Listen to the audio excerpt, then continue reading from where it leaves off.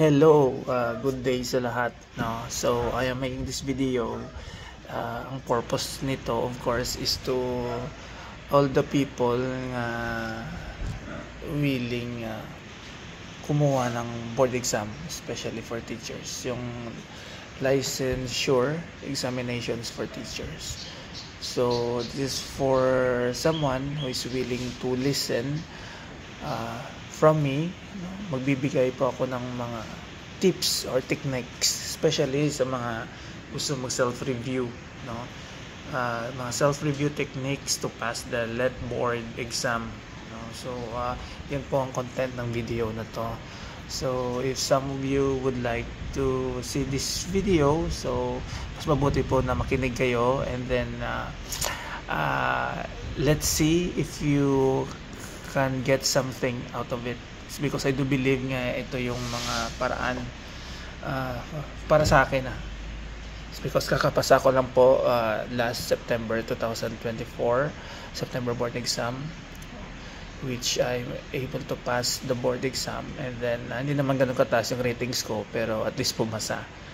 No, so this is for the self-review, no, kung sino yung nagsa-self-review. So ano yung mga techniques nga gusto kong i-share. So I think I have five steps, or sabihin natin tips, no, to pass the LET board exam. So paano to? So first siguro is that gusto ko lang mag-advise is that number one is with what we call self-assessment. So naniniwala po kasi ako nga dapat i-assess yung sarili natin. So self-assessment.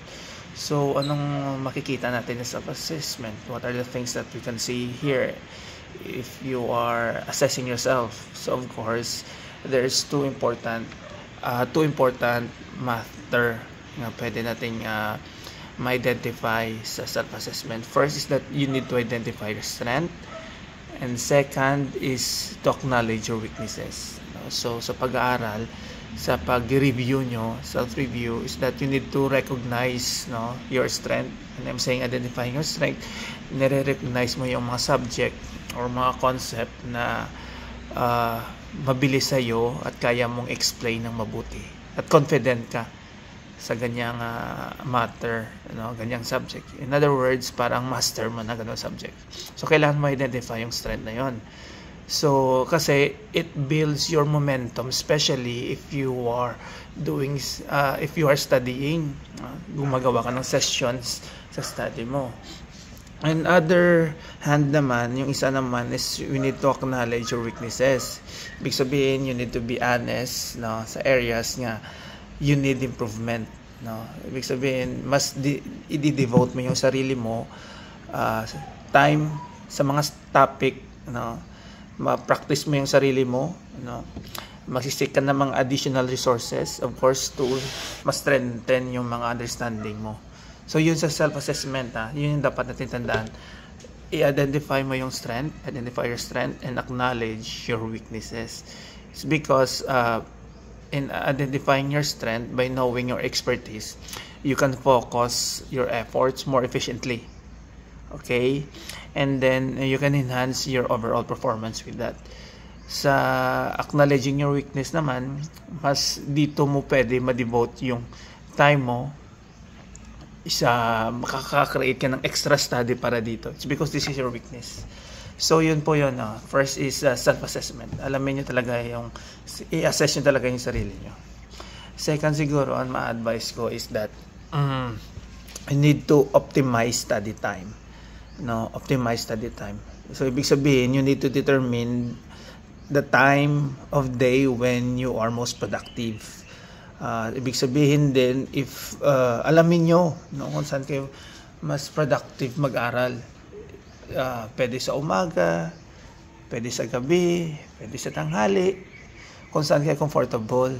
Ano? So ibig sabihin, ina-align nyo yung study schedule nyo sa peak hours, or what we say, nagpo-focus yung oras mo na ma-maximize mo yung learning efficiency mo at retention. So determine the time of the day when you are productive. So example katulad ko, it's because I am having a family, Father din ako. I'm also working every day. Yung work ko is 8 to 5. So, pagdating ko sa bahay, hindi rin ako makapag-aral. It's because I need to help my wife because may baby pa kami. So, yung ginagawa ko, I need to sacrifice time talaga. So, yung ginawa ko is that para mag-aral ako, I wake up at least 3 o'clock in the morning and it at least mga 6 o'clock or 6:30 in the morning. Parang 3 hours yung spend time ko para lang mag-aaral. Kasi I need to sacrifice it. Kasi pag ganyang oras, natutulog yung baby ko, natutulog yung asawa ko. So, mas doon ako makakala ng oras which I can focus very well. No? So, isa yun sa pinaka-effective way para sa akin. No? So, kailangan mo rin yung gawin, kailangan natin gawin yun. It's because I need to discipline myself on what time din ako mag-aaral. So, effective sa akin yun. So, sa inyo, magsi-self-review kayo kasi wala kayo sa review center. Yung mga review center kasi may mga ano yan. Sabihin natin may mga tamang oras sa pag-aaral. So, paano kayo mag-review? So, within this optimizing your study time, it's very personal, no? So, gumawa kayo ng way, yun ay sacrifice time, no? Kahit anong oras yan, basta make sure na optimize mo yun. At especially if ma-maximize mo yung learning efficiency at retention mo. So, yun po, self-assessment, optimize study time. Yung pangatlo is that master multiple choice question. So, ibig sabihin, you need to practice, no, multiple choice question. No? Ini-aim ko, dati nung nagre-review ako, I'm aiming to answer at least 200 questions per day. Hindi ako bababa sa 200. Umabot nga ako ng 500 questions in order for me, may familiarity sa exam, may familiarity sa multiple choice. So, para may familiar ako sa format and common test patterns. So, parang sinisimulate ko yung actual exam, no? Ina-avoid ko yung mga distraction while answering practice test, no? And then once I already answer it, no, regularly biniview ko yung incorrect answers ko, no, para makita ko yung mali ko at ma-prevent ko sa from recurring. So yun yung isang way ko. So mas maganda pag self-review kayo, ma-master nyo na yung mga multiple choice question.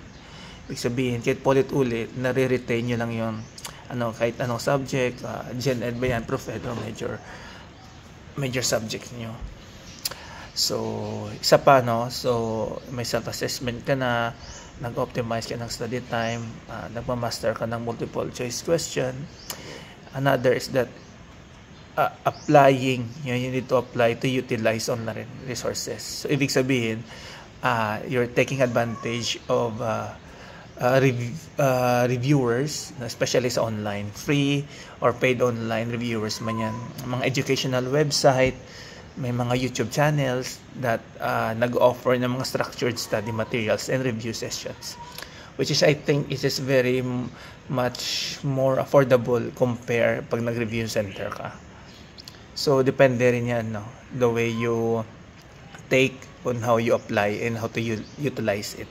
So, mag-engage ka ng mga video lectures, practice exam, study guides, para ma-reinforce yung mga difficult concepts sa pag-aaral. So, pwede ka rin mag-join ng mga online study groups or forums where you can discuss topics and maka-exchange ka ng insight sa fellow mga kukuha ng mga exam. So, yun yung laking tulong sa akin. I use online resources. Marami sa YouTube, marami sa mga different website where you can access. They will give you, pag search mo pa lang, how to pass the board exam, marami kang makikita. So, very helpful siya. Pero lastly, of course, ang pinaka-importante sa lahat is that you need to incorporate prayer and faith. So, tiwala sa Panginoon. So, kailangan natin magtiwala sa plano ng Panginoon. Mag-seek tayo ng guidance through prayer, of course, para makagain tayo ng peace, clarity, and inner strength. So, yung prayer kasi, it helps us to stay focused and be resilient. It reminds us how to persevere yung faith natin. Kailangan tayo magtiwala sa Panginoon, and we need to believe in our preparation on how God will prepare us, the effort and grace ni Lord kung paano tayo i-guide niya towards success. So, importante yun. So, wag kayo mawala ng faith sa Panginoon when you take the board exam. So, yun po. So, yun na po yung mga tips na pwede ko ma-share. Self-review techniques to pass the board exam. So, there are many ways, pero I'm hoping that you will listen to this video at it can help po mag-encourage inyong lahat. Salamat po.